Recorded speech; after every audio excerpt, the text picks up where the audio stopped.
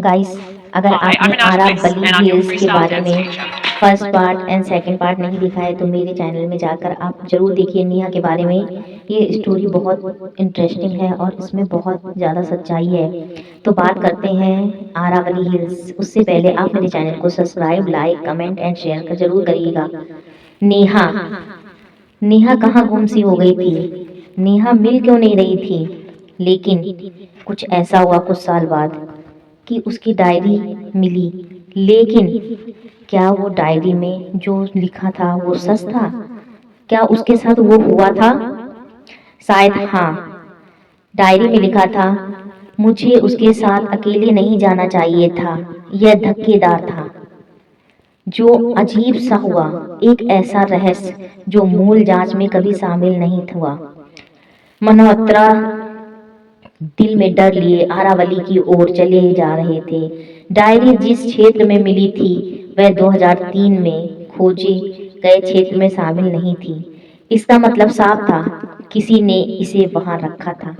यह तो किसी ने वर्ष बाद डायरी वहां रखी या फिर नेहा खुद उस जगह पहुंच गई और उसने डायरी रख दी। दोनों ही संभावनाएं हैं पर भयंकर है। शायद कुछ होनहारी होने वाली थी, टल गई, या कुछ होनहारी हो गई। डायरी की जांच करते समय पुलिस ने कुछ देखा जिसे बाकी लोग नजरअंदाज कर रह गए थे। अंतिम पार्टों में छोटे छोटे निशान, जैसे उसने किसी कठोर और खुरदरे सतर पर लिखते समय दबाव डाला हो। यह संकेत था कि वह खुले जंगल में नहीं बल्कि किसी बंद स्थानीय रूप मतलब जगह में थी। कुछ अजीब सी लिखावट। अंतिम पाठों में कलम के दबाव में बदलाव भी दिखाई दे रहा था, जो तनाव और डर का संकेत था। आगे बढ़ने के लिए पुलिस को उस दिन की अंतिम गतिविधियों को फिर से रिकॉर्ड में चेक करना पड़ा।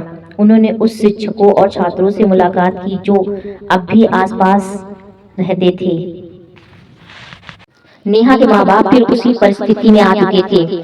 उन्हें शायद लग रहा था नेहा कहीं आसपास है, नेहा मिल सकती है, लेकिन ऐसा कुछ होने वाला नहीं था। एक व्यक्ति विशेष कारण नेहा का सहपाठी और उसे आखिरी में देखने वालों में से एक था। करण ने बताया, उस सुबह नेहा की किसी से बहस हुई थी। मैं नहीं जानता मुझे यह कहना चाहिए या नहीं, लेकिन वह कोई छात्र नहीं था, यह व्यस्त था। पार्क के कर्मचारियों में से कोई एक, नाम कठिन से कहते हैं ना, नाम उसने याद किया। नाम उसका था अरविंद। 2003 में उस क्षेत्र में तैनात वन रक्षक कभी उसे संदिग्ध नहीं माना गया, क्योंकि उसकी बहाना काफी मजबूत था। उसने उसने कहा था कि वह पूरे दिन पार्क के दूर स्थान हिस्से में निगरानी कर रहा था। क्या हो अगर वह बहाना झूठा था? मल्होत्रा ने अरविंद पाठक को खोजा। अब वह एक छोटे गांव के किनारे अकेले रहते थे। जब इंस्पेक्टर उसके दरवाजे पर पहुंचे तो वन रक्षक असहज और तनावपूर्वक दिखे, जैसे उन्होंने वर्ष से इस मुलाकात का इंतजार किया हो। यह मामला अब क्यों वापस आ गया? उन्होंने धीमे स्वर में कहा कि नजरें टलते हुए पूर्व इंस्पेक्टर जानता था कि कुछ और था, बहुत कुछ, और लाल बिंदी वाली डायरी केवल पहला संकेत थी। कई दिनों तक मुलाकात की योजना बनी। जब आखिरी बार अरविंद अकेले बातचीत के लिए तैयार हुए, चेहरा झुर्रियां भरी थी, आंखों में थकान। लगता था कि जैसे कि आजकल में वो इस दुनिया को छोड़ के जाने वाले हैं, लेकिन कुछ दिल में था। उस दिन क्या हुआ था? ऐसा क्या हुआ था नेहा के साथ जो नहीं होना चाहिए था?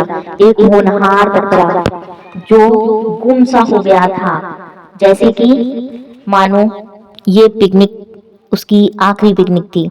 लेकिन आखिरकार राज खुल गया। नेहा के बारे में पता चल गया।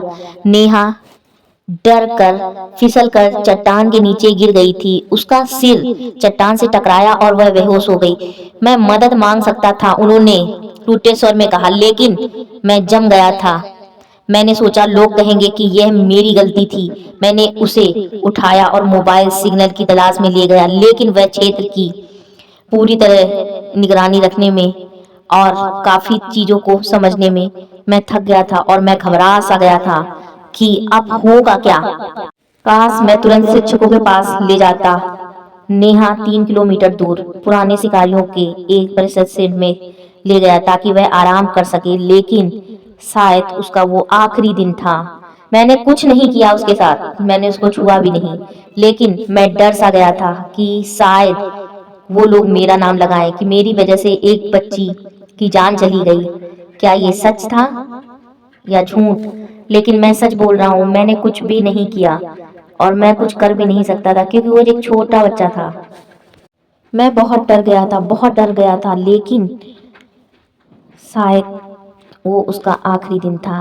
लड़की दोपहर में बिगड़ती गई उसकी हालत और शाम तक उसकी सांसें रुक गई थीं, लेकिन मैंने कुछ भी नहीं किया, गिड़गिड़ाता रहा। पुलिस वाला चुपचाप सुनते रहे बिना किसी प्रतिक्रिया के। उनका मन संदेह कर रहा था, क्या वह सच बोल रहा है या गलत। केवल सबसे सुविधा जनक कहानी उसने पूछा कि उन्होंने दुर्घटना की रिपोर्ट क्यों नहीं की। मैं डर गया था, मैंने उसके शरीर को सेठ के पास ही दफना दिया और शायद अब वो नहीं है, उसकी परछाई सी घूम रही है। अब नेहा इस दुनिया में नहीं थी। काश नेहा बच सकती थी, थोड़ी सी लापरवाही से नेहा की जान चली गई। गाइस, आई होप आपको ये स्टोरी काफी अच्छी और इंटरेस्टिंग लगी होगी। ऐसी स्टोरी और भी जानने के लिए मेरे चैनल को सब्सक्राइब, लाइक, कमेंट और शेयर करिए और लोगों तक पहुंचाइए।